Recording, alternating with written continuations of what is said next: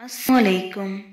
आज की मेरी ये वीडियो एक ऐसी लड़की की कहानी है जिसे गम और कर्ब से गुज़रने के बाद आखिरकार अपनी खुशियाँ नसीब हुईं। वो एक दिन हमारे घर आई और बताया कि हमारी ताया की बेटी बीनिश को तलाक हो गई है।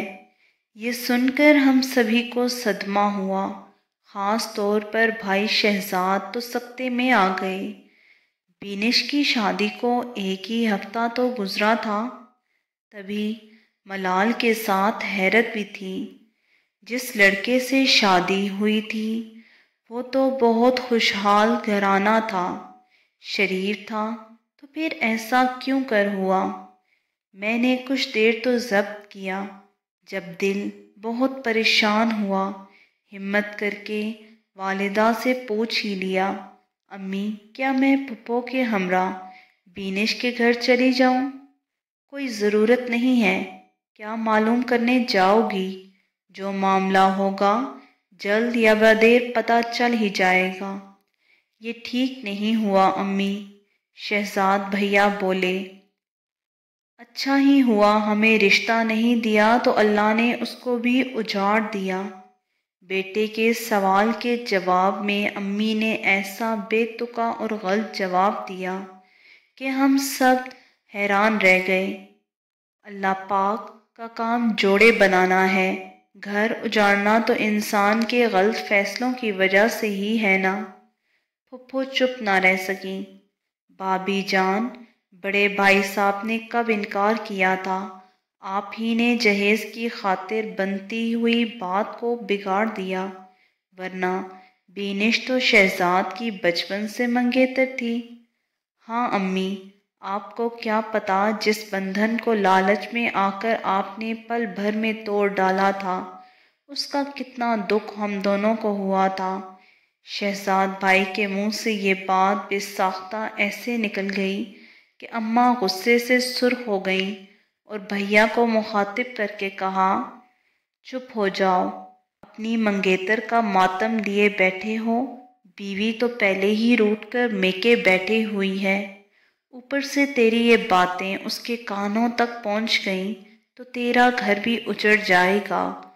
वो तो उजड़ेगा ही अम्मी, आपने बेगुनाह बीनिश की बद्दुआएं जो समेटी हैं। जहेज के लालच में बड़े घर की बहू बया कर ले आई थी, अब कहाँ है वो जहेज? सारा सामान उठाकर तो वो पहले दिन अलग हो गई थी।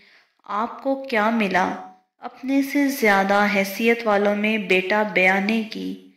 अम्मा गुस्से से उठकर ये कहती हुई कमरे के अंदर चली गईं कि रहने दे, बड़े ताया की तरफदारी करने वाला। मैंने कह दिया है खबरदार जो उनके घर में कोई भी गया। अम्मी का ये जुमला अब्बा जान ने सुन लिया था, जो उसी वक्त घर लौटे थे।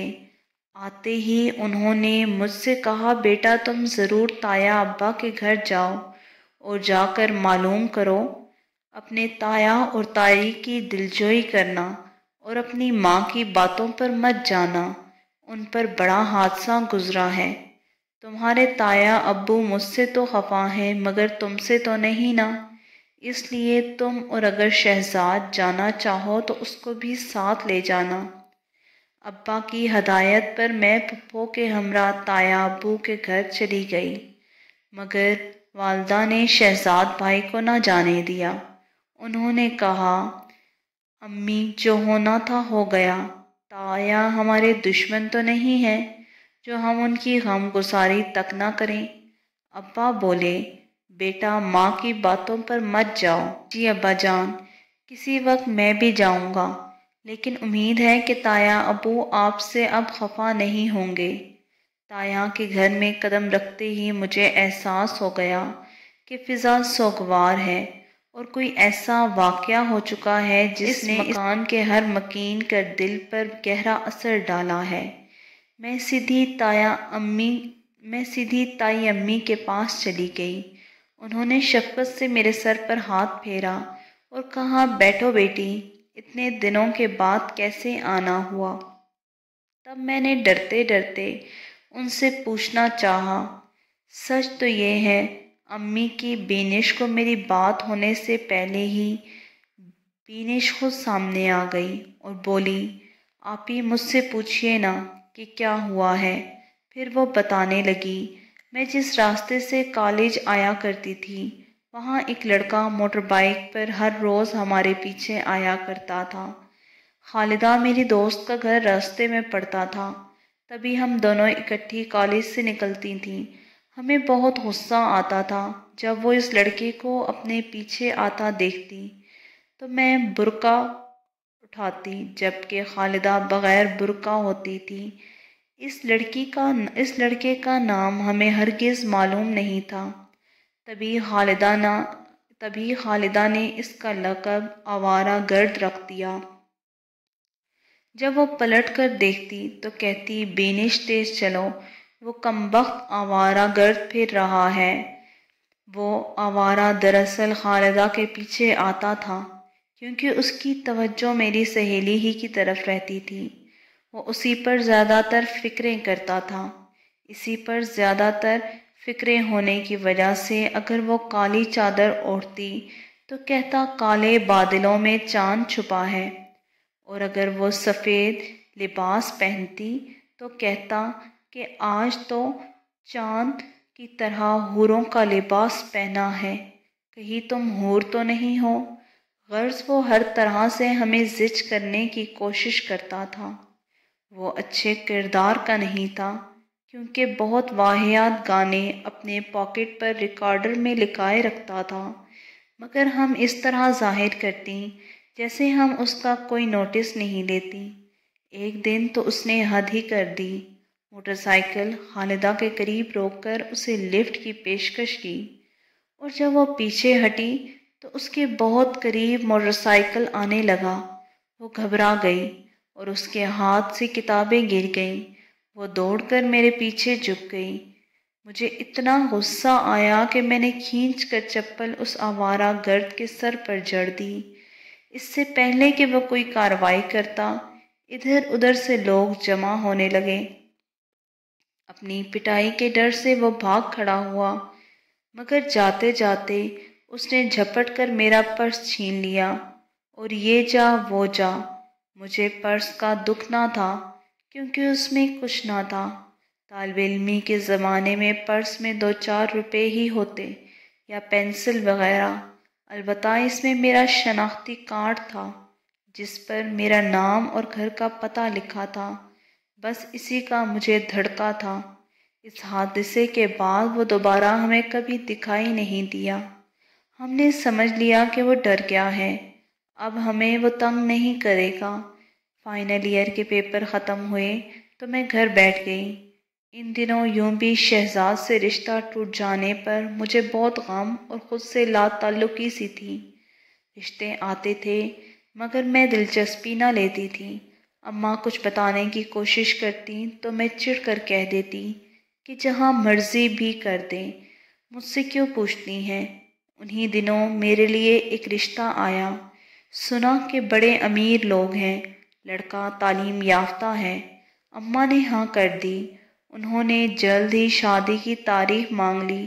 ابا نے بہت روکا کہ غیر لوگ ہیں، جلد شادی غلط ہوتی ہے، مگر والدہ مجبور تھیں کیونکہ یہ لوگ جہیز نہیں لے رہے تھے۔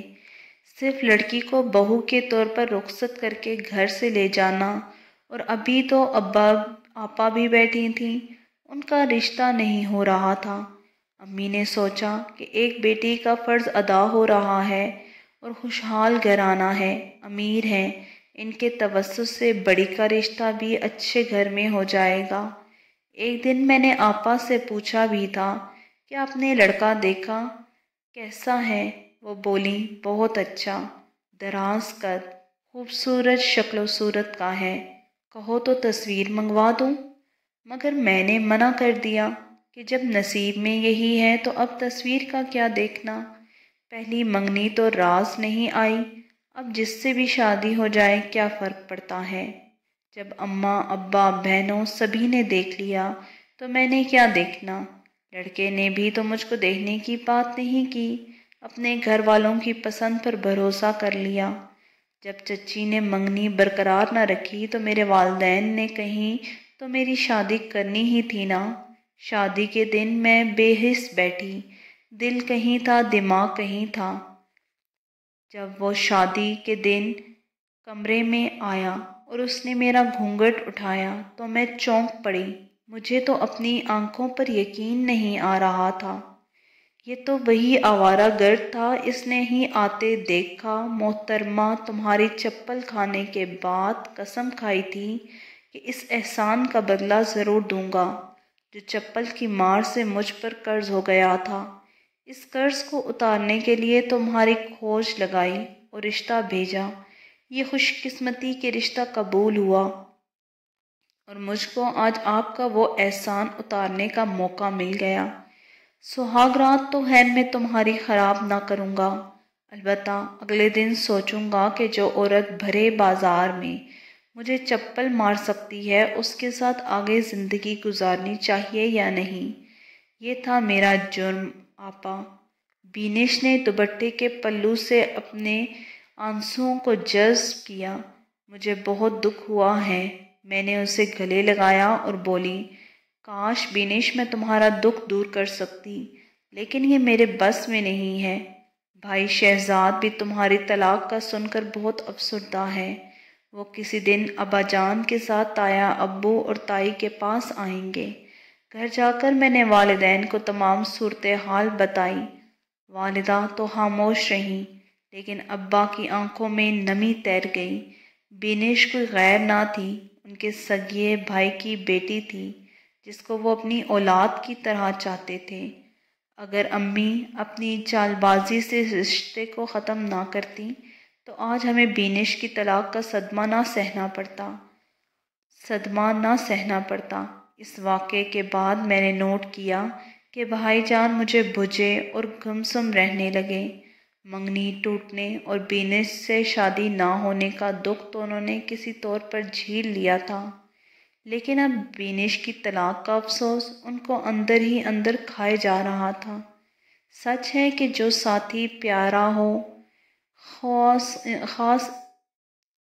انسان حاصل کر سکے یا نہیں، لیکن دل میں سچا پیار ہو تو اپنے محبوب کی جدائی سے زیادہ اس بات سے بے چین رہتا ہے کہ میرا محبوب اجڑ گیا، پھر اسے اپنی خوشی بھی خوشی نہیں لگتی۔ بھائی کو بھابھی کے روٹھ جانے کا دکھ تھا۔ ہم بھی چاہتے تھے کہ جب شہزاد بھیا کی شادی ہو چکی ہے اور گھر آباد ہو گیا ہے تو آباد ہی رہنا چاہیے، اب اس گھر کو اجڑنا نہیں چاہیے۔